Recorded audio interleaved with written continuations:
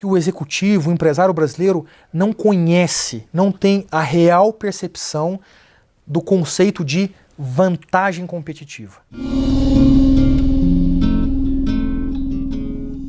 A discussão hoje de estratégia é uma discussão muito complexa, em função de toda essa nova economia e de toda essa disrupção nos modelos de negócio, o empreendedorismo fazendo com que startups possam vir e mudar completamente a forma como um segmento da economia se organiza. A estratégia deixou de ser aquele processo em que você produzia um caminho para atingir entre 15 e 20 anos, passou a ser algo que você tem uma visão de muito mais longo prazo e, por outro lado, passa a ter planos táticos para ir cumprindo ao longo desse tempo. E por que planos no plural? Porque você então vai ajustando a tudo que acontece na economia, a tudo que acontece no teu mercado, na concorrência, enfim, tudo aquilo de alguma forma que atinge o seu modelo de negócio. A única forma de transformar esse modelo, esse processo, um processo um pouco mais estável, é criando vantagem competitiva. Vantagem competitiva é nada mais do que uma vantagem que a sua empresa, que o seu negócio tem, que permite a ela um posicionamento muito forte e que é de difícil replicação. Isso parece ser um conceito muito simples, mas ele é mais complexo do que você imagina. Ele é mais complexo do que as pessoas imaginam, porque é muito fácil achar que tudo que você faz é bom. Então eu sou hoje uma empresa líder de mercado, eu falo, na minha cultura, ninguém copia. Não, o meu processo aqui de engenharia, ninguém copia.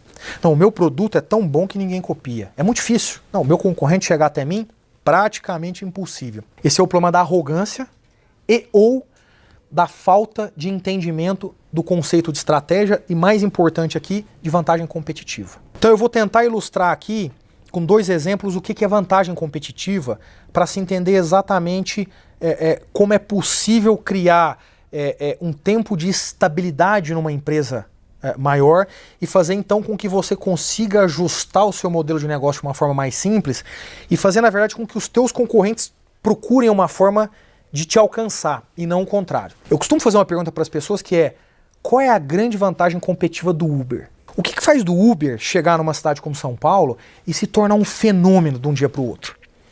As pessoas geralmente me dão as seguintes respostas: o serviço é bom,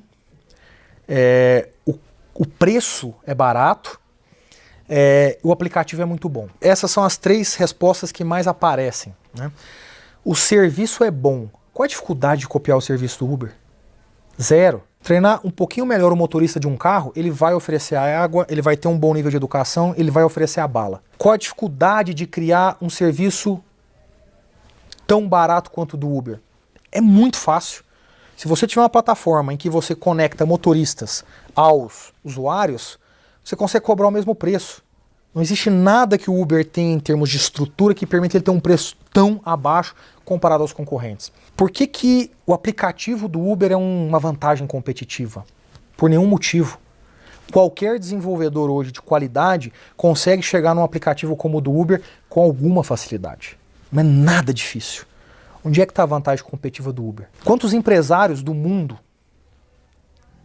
têm a coragem de investir alguns milhões de dólares para ter um business, para ter um negócio que nasce na informalidade? Raros.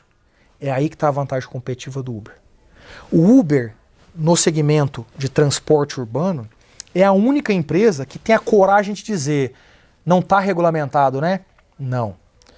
Não está claro se eu posso ou não operar, né? Não. Mesmo assim eu vou pôr aqui 50 milhões de dólares para abrir minha operação. O que o Uber tem como vantagem competitiva é uma coragem de empreender nesse segmento que ninguém mais tem. Por isso o Uber entra sozinho. Por isso é fácil, entre aspas, bem entre aspas, para o Uber entrar e dominar. Porque ele não tem ninguém que tenha a coragem de fazer o mesmo movimento. Porque o empresário diz: peraí, e se isso tudo for pro buraco depois? Vou perder 10, 20, 30, 40, 50 milhões de dólares?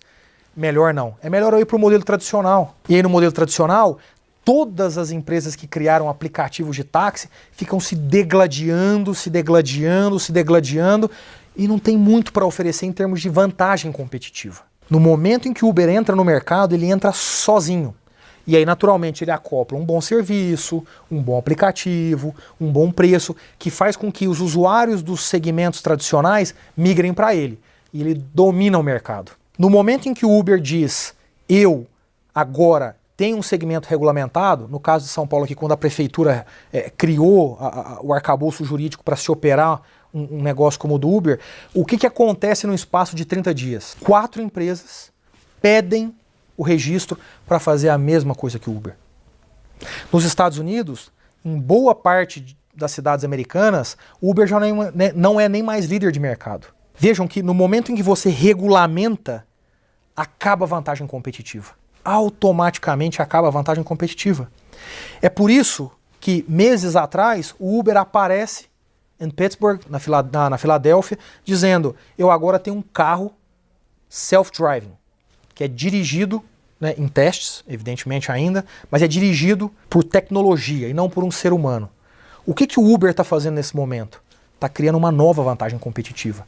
Porque se ele tem um carro dirigido por tecnologia apenas, ele diminui a chance de colisão, imaginando que a tecnologia funcione, o que significa que ele tem um custo de seguro menor, ele consegue trabalhar 24 horas e ele talvez nem precise mais no futuro de um ser humano dirigindo.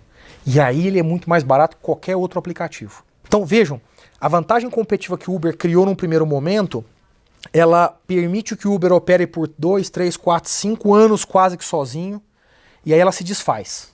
Depois, imaginando que o Uber seja bem sucedido agora no self-driving, ele de novo cria um novo ciclo para poder ter uma vantagem competitiva que permita ele operar e ganhar dinheiro e gerar valor quase que sozinho. Veja que vantagem competitiva não é só ter uma boa cultura, um bom processo, um bom carro, uma boa máquina, um bom produto. É criar algo que o nível de replicação é muito difícil de ser alcançado. Para se replicar o que o Uber fez, é você conseguir achar um empresário mundial que tenha capacidade de investir mundialmente e apostar que vai entrar num setor quase que informal, à beira da informalidade, para operar. É difícil achar. No segundo momento, achar uma empresa que já está operando, assim como o Uber opera, capaz de ter um carro self-driving, com modelo, né, com a tecnologia self-driving, é difícil. Isso é vantagem competitiva. Um outro exemplo, e eu não vou tão longe na forma como o Uber tem esse instinto animal por correr um risco no mercado praticamente informal, ou investir em tecnologias tão complexas. Vejam o caso da Michelin na França, né? A Michelin, ela basicamente vende pneus, e por mais que você tente diferenciar um pneu de outro, pneus são muito parecidos. E existe uma tendência natural que quem compre pneu acabe indo para o lado do custo. Acabe olhando e dizendo, olha, eu prefiro pagar aqui um pouco mais barato num pneu que tem uma boa qualidade também. A Michelin, então, na França, ela tomou uma decisão. Ela falou, poxa, por que eu não aloco nos meus grandes clientes uma pessoa para poder fazer o acompanhamento de todos os pneus? Então pensa numa empresa de transportes, uma empresa de caminhão. É uma pessoa que vai olhar a calibragem dos pneus, a qualidade dos pneus, se é um pneu que pode ser ressolado, né, que é utilizar a mesma carcaça e trabalhar com material novamente para poder utilizar um pouco mais de quilometragem, ou se tem que trocar agora, com um único propósito.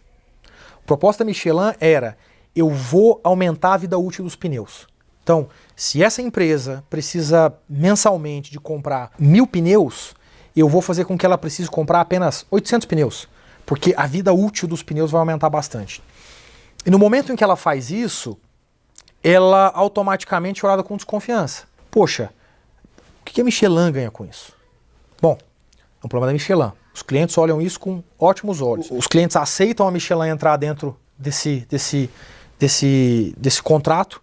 A Michelin instala 1, 2 pessoas com 3, 4, 5 equipamentos dentro das grandes empresas e passa a fazer essa verificação. E os pneus de fato começam a ter uma vida útil maior. O resumo da ópera é que a empresa que gastava 1000 pneus e passa a gastar 800, começa a olhar para a Michelin e falar, vem cá, eu só quero Michelin agora. Eu não quero só Michelin porque o pneu, especificamente Michelin, é muito melhor do que um Goodyear ou um Bridgestone ou qualquer outro tipo de pneu. Eu quero Michelin porque o teu produto, mais o teu serviço, fazem com que você tenha uma solução muito boa. Esse é um outro exemplo de criação de vantagem competitiva. Empresas que só vendem produto e que são, de alguma forma, produtos comoditizados, podem, de alguma forma, sair desse mercado comoditizado se elas agregarem ao produto um serviço e nem cobrar por isso. Mas se o resultado desse serviço para o cliente for tão forte a ponto do cliente então querer essa solução, o teu produto automaticamente se torna o principal produto para o teu cliente. Criar vantagem competitiva em alguns momentos é conseguir sair da sua linha de atuação, buscar um negócio adjacente de tal forma que talvez você não seja remunerado por ele, mas o impacto para o teu cliente é tão grande, mas é tão grande que o cliente passa a comprar o teu produto simplesmente porque produto mais serviço dá uma solução que agregados faz com que o cliente tenha um efeito devastador, positivo. O grande problema disso é que você traz mais complexidade para o seu negócio, você sai da caixinha e você exige dos executivos de uma empresa entenderem cada vez mais de algo que talvez não seja do métier deles. E é aí que as empresas têm uma dificuldade. Quando você cria vantagem competitiva agregando determinados dispositivos, né, produtos e serviços numa caixinha maior, os executivos tendem a ter um certo receio, por uma questão muito simples. Tem que passar a fazer alguma coisa nova. Tem que testar, tem que errar, tem que acertar, tem que ter a humildade de voltar dentro e falar, não é esse caminho, vamos tentar mais um. E aí é próprio da condição humana ter uma dificuldade de lidar com a humildade. É próprio da condição humana ter dificuldade de lidar com o médio e longo prazo. O ser humano é, por natureza, um animal que pensa no curto prazo. O ser humano é, por natureza, um animal que prefere comer mal agora e cuidar da saúde aos 50 anos do que comer bem a partir dos 20 anos de idade e chegar bem aos 50 anos. E é exatamente essa dicotomia mental que faz com que o ser humano tenha dificuldade ao tomar decisões na empresa de procurar vantagens competitivas que são evidentemente difíceis de achar, porque esse processo da Michelin com certeza não foi da noite para o dia, mas que permitem ele lá no médio e longo prazo ter uma posição estratégica muito mais confortável, que naturalmente significa gerar valor para o credor, para o acionista, para o colaborador, para a sociedade, enfim, para todo mundo. Para entender sobre nova economia, sobre economia 4.0, sobre o homem, a mulher plural, inscreva-se no canal do YouTube da Casa do Saber.